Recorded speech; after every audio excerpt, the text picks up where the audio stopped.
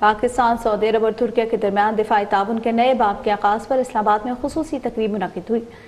National information technology board کے زیر اہتمام پاکستان آسان خدمت مرکز میں منعقدہ تقریب میں مکہ دفاعی معاہدے کے متعلق خصوصی مواد بڑی اسکرین پر پیش کیا گیا۔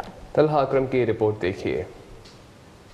پاکستان، سعودی عرب اور ترکیہ کے درمیان دفاعی تعاون کے نئے باب کے آغاز پر اسلام آباد میں خصوصی تقریب منعقد ہوئی۔ نیشنل انفارمیشن ٹیکنالوجی بورڈ کے زیر اہتمام پاکستان آسان خدمت مرکز میں منعقدہ تقریب میں مکہ مشترکہ دفاعی معاہدہ کے عنوان سے خصوصی مواد اسلام آباد کی سب سے بڑی اسکرین پر پیش کیا گیا۔ اس موقع پر آرگنائزر ماہی شیخ نے کہا کہ مکہ دفاعی معاہدے سے پاکستان، سعودی عرب اور ترکیہ کے درمیان تاریخی، مذہبی اور برادرانہ تعلقات کو مزید مضبوط بنانے میں مدد ملے گی۔ آپ دیکھ رہے ہیں کہ پاکستان آسان خدمت سینٹر، جو کہ وزیر اعظم میاں محمد شہباز شریف کا انیشیٹو تھا، جو کہ آذربائیجان کی کولیبریشن سے یہ سینٹر عوام کی خدمت کے لیے بنایا گیا ہے۔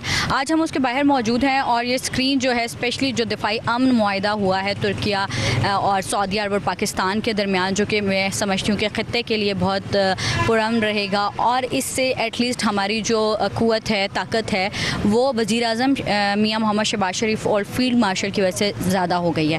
اس لیے ہم نے اس کو سیلیبریٹ کرنے کے لیے آج جو ہماری بڑی اسکرین ہے اس پر ہم نے لگایا ہے، تاکہ تمام عوام جو دیکھ رہی ہے اور اس کے ساتھ ساتھ جتنے بھی لوگ یہاں سے گزرتے ہیں وہ بھی ہماری اس خوشی میں ہمارے ساتھ شریک ہوں۔ مکہ دفاعی معاہدہ نہ صرف تینوں ممالک کا دفاع مضبوط کرے گا بلکہ تینوں برادر ممالک مالی اور معاشی طور پر بھی مستفید ہو سکیں گے۔ کیمرامین سردار فیضان کے ساتھ طلحہ اکرم، روز نیوز، اسلام آباد۔